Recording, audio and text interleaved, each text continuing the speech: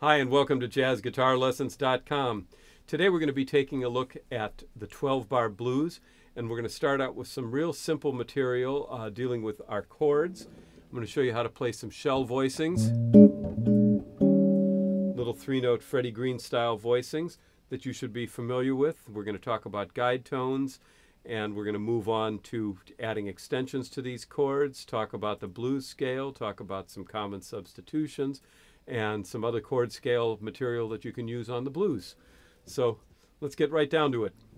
First thing we're going to work on is the chordal aspect. So these three-note chords called shell voicings are just root, third, and seventh of the chords. Here this is a B flat seventh chord at the 6th fret. I got B flat, 1, 2, 3, 4, 5, 6, 7. There's A flat, and there B flat C D, 1, 2, 3, that's the third. So this is root, third, and seventh. And we've got diagrams for all of these. You can check the diagrams in the tablature. So we got B flat 7 to an E flat 7. The E flat 7 is root, third, and seventh. Again, E flat on the 6th fret, G on the 5th fret, D flat on the 6th fret. And if you notice, when we make that change, the D just moves down a half step. Your third finger's on D. It's going to slide right down to the D flat.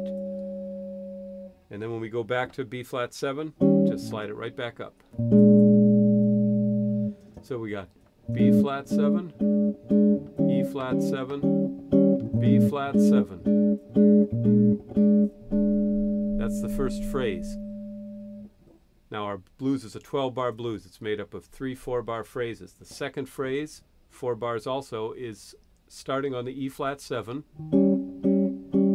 for 2 measures and back to the B flat 7.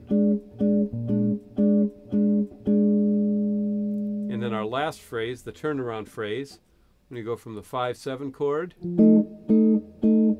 that's F7, F, A, E flat. 1 measure to the E flat 7 chord, back to the B flat 7 chord, and then E flat, F7 at the end. So B flat 7, E flat 7, B flat 7, E flat 7, E flat 7, B flat 7, B flat 7, F7, E flat 7, B flat 7, F7.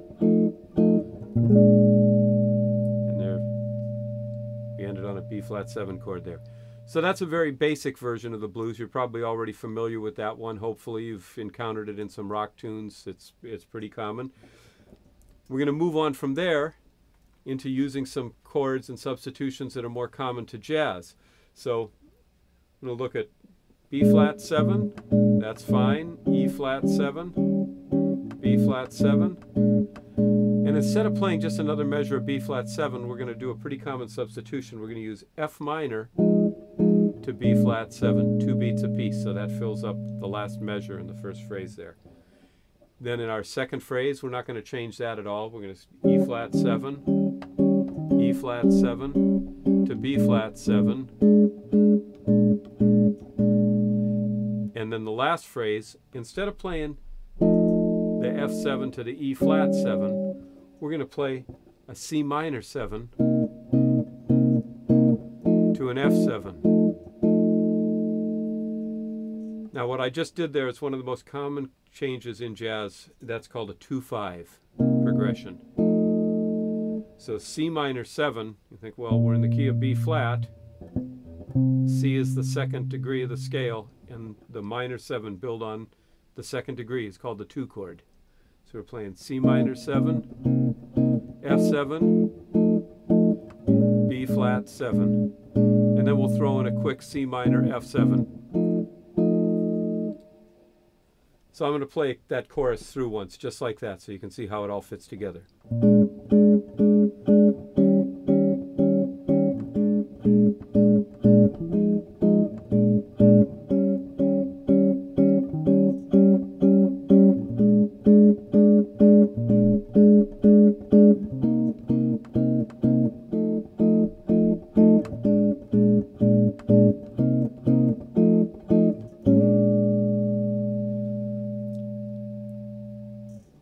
Okay, now there's one more change that we can add to this.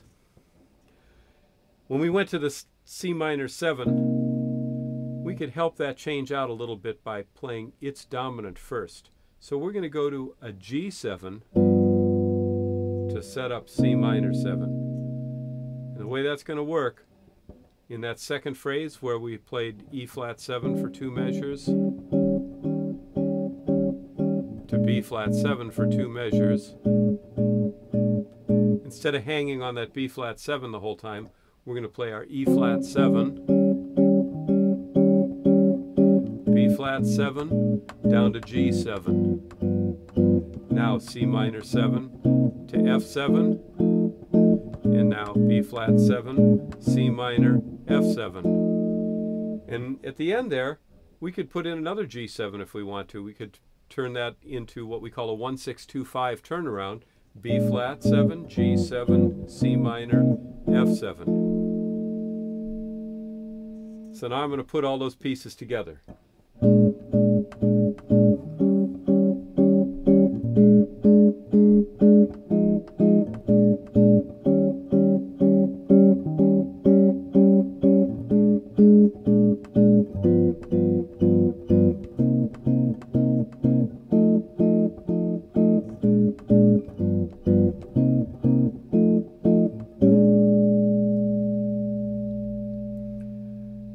Let's see, there's some other things we could do with this. We had that B flat 7 going to G7 in measure 7 and 8.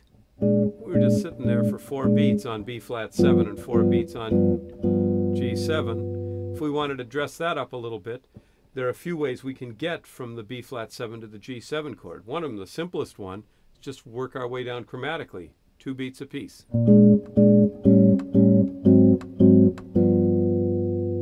Okay, so if we put that into our blues, we got